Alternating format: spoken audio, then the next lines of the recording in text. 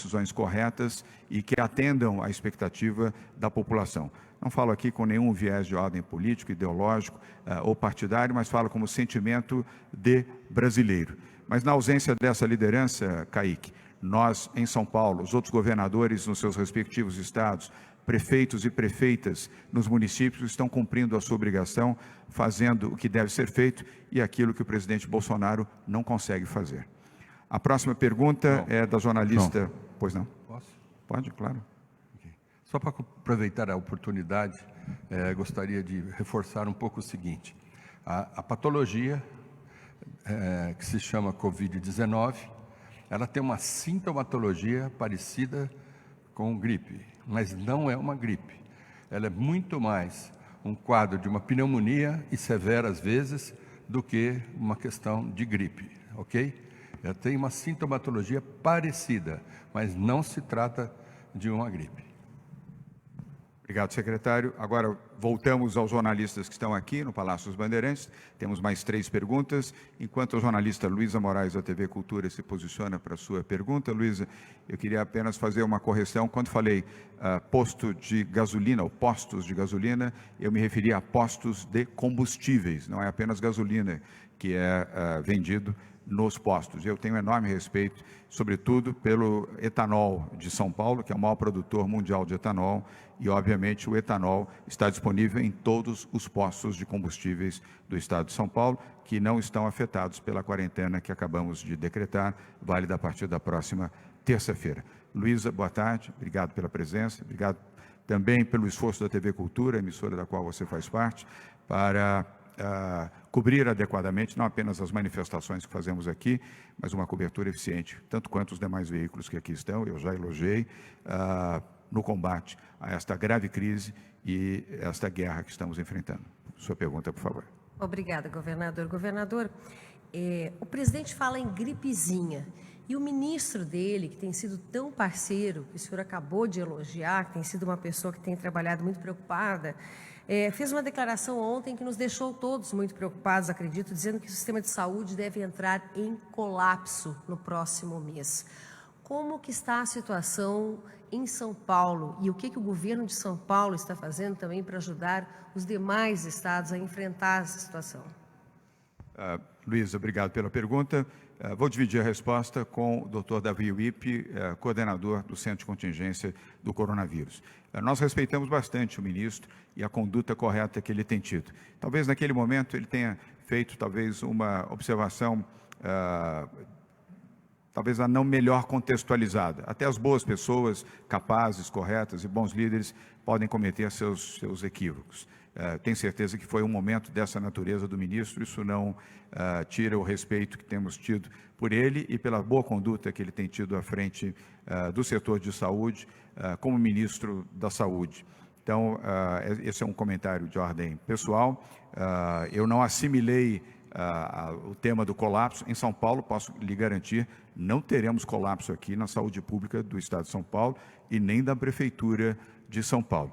E tenho certeza também que no âmbito nacional, os governadores e prefeitos de milhares de municípios não permitirão que haja esse colapso. E tenho certeza igualmente que não foi esse o contexto talvez desejado pelo ministro ao fazer essa manifestação, que podemos talvez considerar como um perdão para alguém que tem conduzido de maneira muito positiva essa crise de saúde pública no país. Dr. Davi Wippe, Dr. Davi fala diariamente, assim como o Dr. Zé Henrique Guerra, com o ministro Luiz Henrique Mandetta.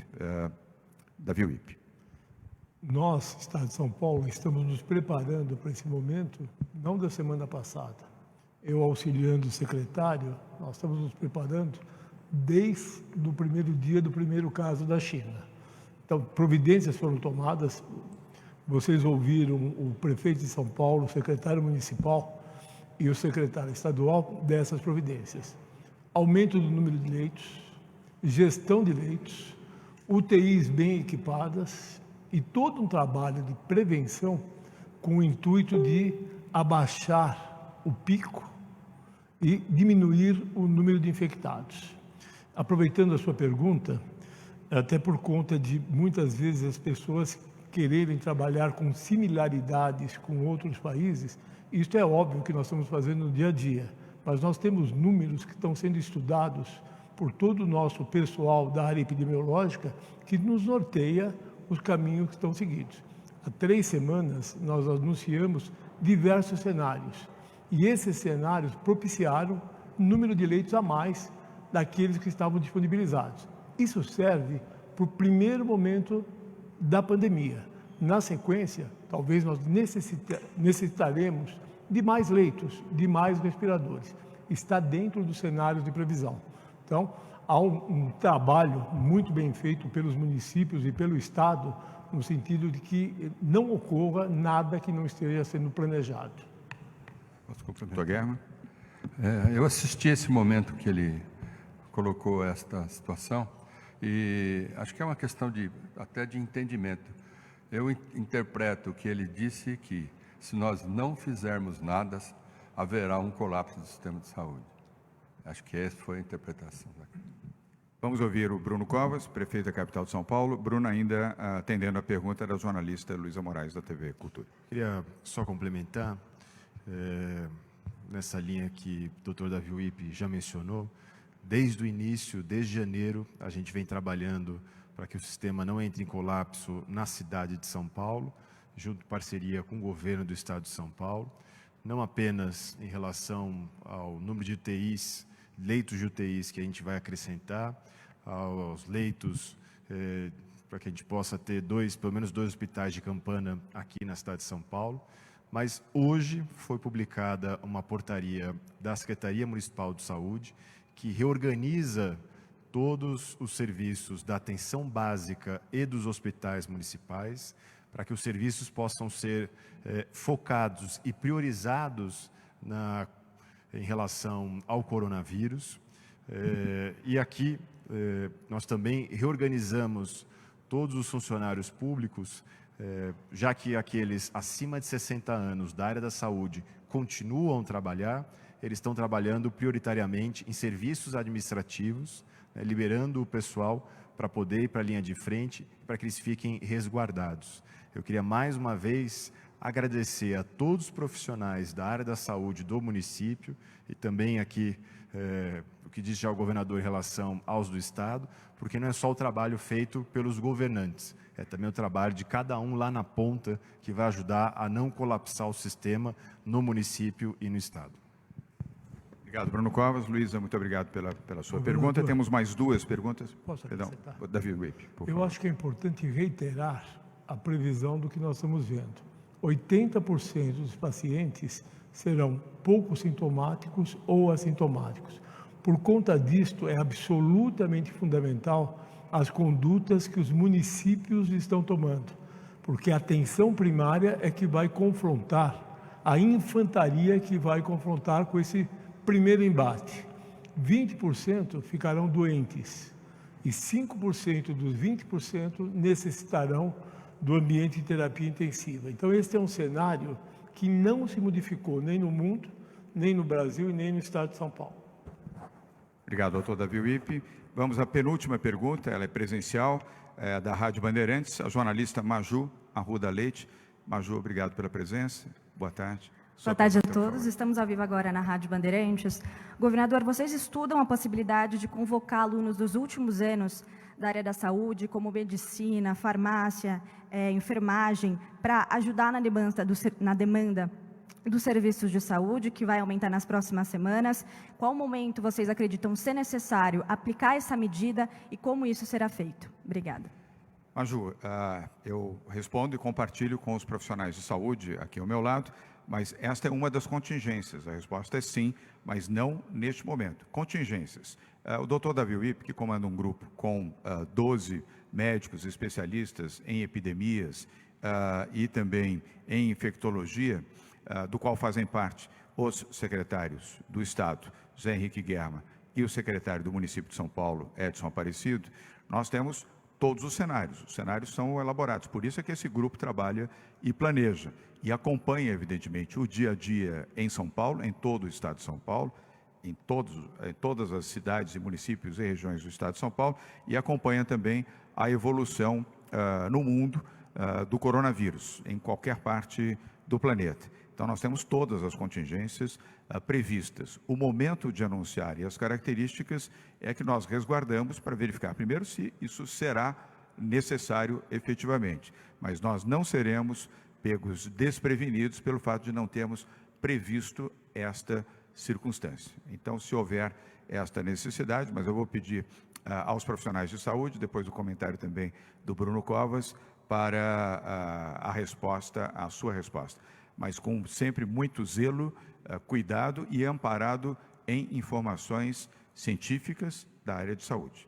Doutor Davi Wippe, doutor Germa, e na sequência o Bruno Covas. A pergunta é a respeito de alunos, foi isso? Isso. Bem, já nas medidas iniciais do secretário e do governador, nós incluímos que os profissionais da área de saúde que atuam em hospital, eles continuam atuando no hospital. As escolas ligadas às ciências biológicas, elas pararam com a presença, com a forma presencial de aprendizado e continuam à distância. Mas todos os alunos que frequentam hospitais nos seus estágios continuam atuando, porque nós entendemos que é uma linha de frente importantíssima, tanto do ponto de vista de assistência, como ganhar experiência num momento como esse. Tudo bem. Bruno Covas. Não, só dar um informe, a partir de segunda-feira, nós estamos também incorporando mais 2.000 desses alunos quintonistas para colaborar com o município na campanha de vacinação, que inclusive é algo que depois ajuda a nortear, se for o caso, também incorporá-los na questão do coronavírus. Mas o município já está fazendo isso a partir de segunda, com 2.000 quintonistas. Obrigado, Bruno. Maju, muito obrigado pela pergunta. Aproveitando os que estão aqui ainda online, os veículos de comunicação, emissores de TV e rádio, lembrando que segunda-feira, estou sempre antecipando aqui, pulando domingo, segunda-feira, dia 23 de março, começa a vacinação pública contra a gripe em São Paulo, em todo o país, e em São Paulo, em todas as capitais brasileiras, a prioridade em São Paulo e todas as cidades do estado de São Paulo, e a prioridade é para a vacinação das pessoas com mais de 60 anos. Vou tomar liberdade, antes da última pergunta, que é do Gabriel Casadei, da Globo News, de sobre a vacinação, pedir ou a intervenção do Dr. Zé Henrique Germa ou do Davi Wippe, com informações sobre a vacinação que começa na próxima segunda-feira, dia 23. Dr. Germa ou Dr. Davi Germa? Muito bom. Então, a partir do dia 23, nós teremos o início da vacinação aqui no estado de São Paulo, aliás, em todo o Brasil, e nesse sentido foi dividido e escalonado que neste primeiro momento será destinado a vacinação para os pacientes ou as pessoas mais idosas, acima de 60 anos, acrescido aí dos profissionais de saúde que atuam em todo o sistema e dos profissionais relacionados à Polícia Militar que estão envolvidos na questão da área da saúde. Então, este é o primeiro momento da vacinação, para depois, então, correr ao longo do tempo todos os outros demais segmentos. A vacinação é feita pela Prefeitura de São Paulo, e acho que talvez o Edson queira complementar, por favor. Exatamente. Edson Aparecido, secretário de Saúde do município de São Paulo, por favor. Bom, nós teremos 600 postos de vacinação a partir de segunda-feira. Num primeiro momento, são 1.800.000 idosos e todos os profissionais de saúde do município e também do estado que estão na cidade. A vacinação vai ocorrer em 468 unidades básicas de saúde, todas elas com uma logística alterada. As pessoas serão recebidas, terão acolhimento na recepção, terão uma avaliação de um médico. Todas as unidades terão um médico recebendo a população, é vacinada e as pessoas então se retiram da unidade. As unidades que têm espaço externo, nós estamos montando tendas para que as pessoas não entrem, inclusive, dentro da unidade, que possam se vacinar fora da unidade. Teremos ainda postos de vacinação nos grandes conjuntos habitacionais da cidade, nas Coabs e CDHUs, e um conjunto de escolas, Zona Sul, Zona Leste, que são as mais populosas. Boa parte das escolas municipais estão envolvidas e algumas do Estado nesse processo. Também vamos fazer vacinação em instituições de longa permanência para idoso, né? Casas de acolhimento, asilos e pessoas que estejam acamadas. Os profissionais de saúde vão até elas para que elas não precisem se deslocar. Estão recebendo toda a orientação no sentido de que vão até a unidade e voltem para casa. Há também um envolvimento muito grande da comunidade, muitas comunidades ajudando os profissionais da saúde para que o fluxo de vacinação seja o mais rápido possível. Obrigado, secretário Edson Aparecido. Maju Arruda Leite, mais uma vez, muito obrigado, da Rádio Bandeirantes. Vamos à última pergunta, que é da Globo News, jornalista Gabriel Casadei. Gabriel, obrigado pela sua presença. Casadei, é a forma correta do seu sobrenome. Vendramini. Obrigado. Obrigado pela presença. Sua pergunta, por favor. Governador, boa tarde para o senhor, prefeito, secretários. Eu queria saber se já há registros de médicos internados infectados com o coronavírus e qual o estado de saúde desses profissionais, se houver. E também um detalhe sobre essas mortes anunciadas hoje, essas outras 6 mortes, qual o perfil dessas vítimas e se há alguma comorbidade, idade deles. Muito obrigado. Gabriel, vou pedir ao Dr. Zé Henrique Germann, secretário de Saúde do Estado de São Paulo, que possa responder. Se houver o desejo do Dr. Davi Uip e Edson Aparecido de complementar, poderão ficar à vontade. Dr. Germann. Ok. Dos 15 óbitos, nós tivemos todos na capital, sendo que 6 confirmados de ontem para hoje, né? Do total dos 14, em hospitais privados, 1 em público. Esses novos óbitos são 4 mulheres, de 89 anos, 76, 89 e 73. E 2 homens, um de 90 anos e o outro de 49 anos, sendo que esse de 49 anos era portador de tuberculose, que é uma doença, uma comorbidade muito importante nesta situação. Existe sim alguns pacientes que são dos sistemas de saúde, e não necessariamente por causa do trabalho, mas sim por uma questão social de aglomeração, né? Ou por causa do trabalho, mas temos sim, tem acho que um caso na prefeitura mais grave, que acho que talvez o Edson possa complementar. Edson Aparecido. Não, nós temos um caso de uma médica, nossa generalista, que nós estamos agora averiguando todos os dados. Ela é do sistema de saúde do município, ela tinha comorbidades, foi internada por volta do dia 23, no período do carnaval, para tratar dessas comorbidades, e teria sido acometida por insuficiência pulmonar e respiratória, e teria vindo a óbito na noite de ontem, né, no Hospital Santa Majore, né? Não tem assim nada. Ela já tinha saído do sistema, ela já estava em tratamento, e quando foi para o hospital, pelo menos as informações iniciais, não tinha nenhum registro de insuficiência respiratória. Então nós ainda estamos levantando todos os dados com a família, para que a gente possa dar todas as informações necessárias e adequadas ao longo do dia. Obrigado, secretário. Obrigado, Bruno Covas. Obrigado, Zé Henrique Germann. Obrigado, doutor Davi Uip. Doutor Davi ainda quer fazer uma observação. Doutor Davi, por favor. Eu preciso fazer um esclarecimento, porque foi manchete de um jornal, não aqui de São Paulo, sobre uma profissional de saúde que estaria internada num hospital privado de São Paulo. Procede, mas ela não tem, este profissional não tem o diagnóstico confirmado do coronavírus. E só para esclarecer, porque foi nota do jornal de hoje, esta pessoa está muito bem de saúde, está muito tranquila, eu acabei de vê-la. Então, para tranquilizar os seus familiares, não é a notícia que acabou correndo em alguns lugares. Obrigado, doutor Davi Uip. Eu queria agradecer os jornalistas que aqui estão, assim como cinegrafistas, fotógrafos. Na próxima segunda-feira, às 12h30, teremos uma nova coletiva de imprensa. Quero desejar a todos, apesar das circunstâncias, um bom final de semana e, por favor, fiquem em casa. Muito obrigado. Boa tarde.